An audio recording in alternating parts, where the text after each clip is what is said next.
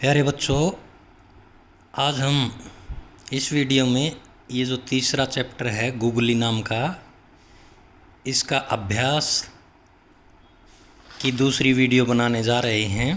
पहले अभ्यास की हमने ये जो सारा अभ्यास है इसकी एक वीडियो बनाई थी। कहाँ तक? यहाँ तक बनाई थी। ये समानार्थी जो शब्द हैं यहाँ तक। आज हम शुरू करेंगे इस लिंग से। ये व्याकरण की बात आ गई। लिंग किसे कहते हैं? तो जैसा कि इसमें दिया हुआ है, स्त्री या पुरुष जाति का बोध कराने वाले शब्द लिंग कहलाते हैं। यानी जो शब्द ये बताए हमें कि ये औरत है या आदमी है, तो वो शब्द को हम लिंग कहेंगे। जैसे बैल, बैल जो है ना वो पुरुष जाति को बताता है। गाय ये स्त्री जाति को बताती है। पुरुष जाति का बोध कराने वाले जो शब्द होते हैं उसको हम पुल्लिंग कहते हैं, जबकि स्त्री जाति का बोध कराने वाले शब्द को स्त्रीलिंग कहते हैं। तो इसका मतलब ये हुआ कि लिंग दो प्रकार के होते हैं, एक पुल्लिंग और एक स्त्रीलिंग। जो ये बताए कि ये पुरुष है वो पुल्लिंग, जो ये बताए कि ये स्त्री है वो स्त्रीलिंग।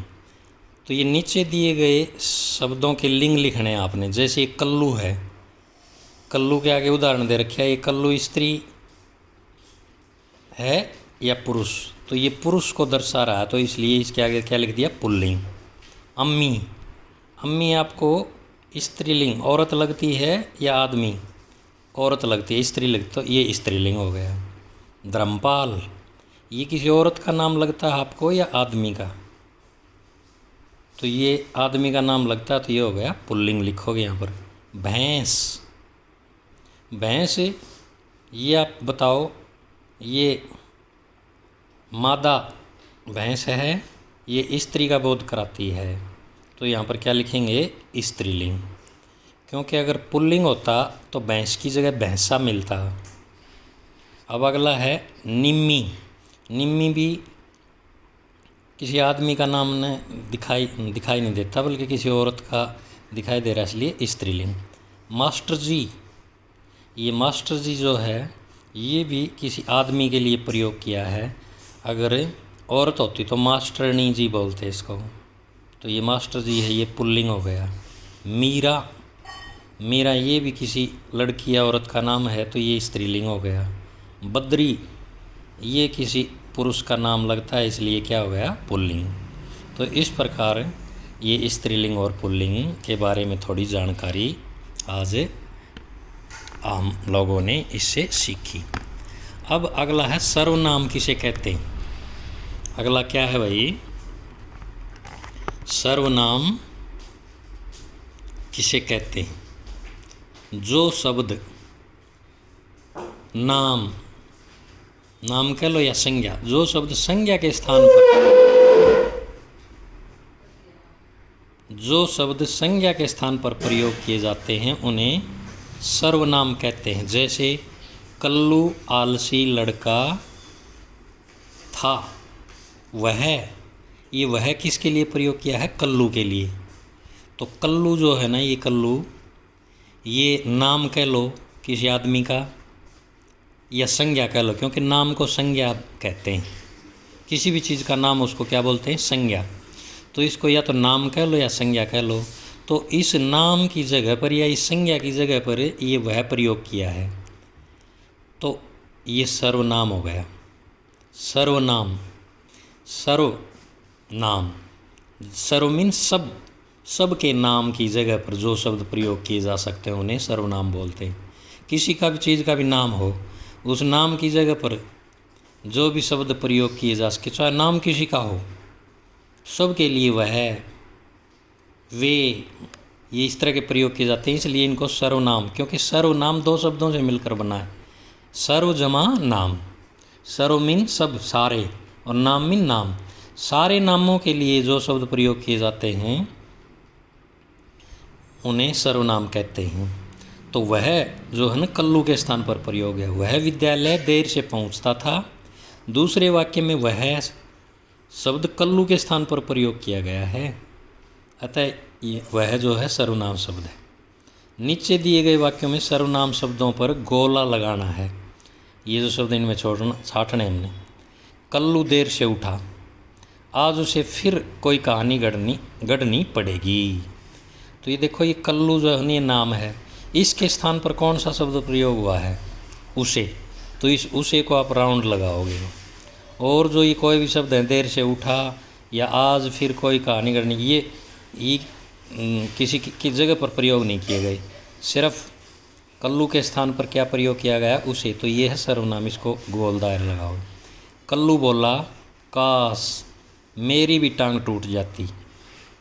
तो इसमें जो ये मेरी है ना, मेरी, ये मेरी कल्लू के लिए प्रयोग किया गया है। कल्लू ने अपने लिए प्रयोग किया, कल्लू की जगह पर।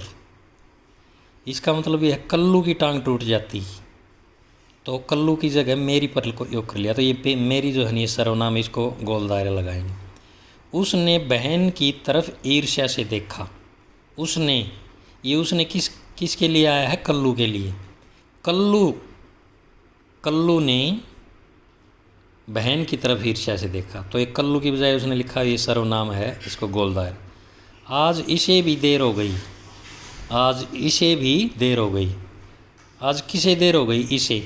तो ये इसे शब्द जो है ना, ये सर्वनाम है, और ये मीरा नाम की जो लड़की थी उसके लिए प्रयोग किया है इसे। उसे घर पहुंचकर बताऊंगा। उसे घर पहुंचकर बताऊंगा। ये जो उसे शब्द है ये सर्वनाम है। ये उसे किसके लिए प्रयोग किया गया था? उसे घर पहुंचकर बताऊंगा। ये शब्द कहानी में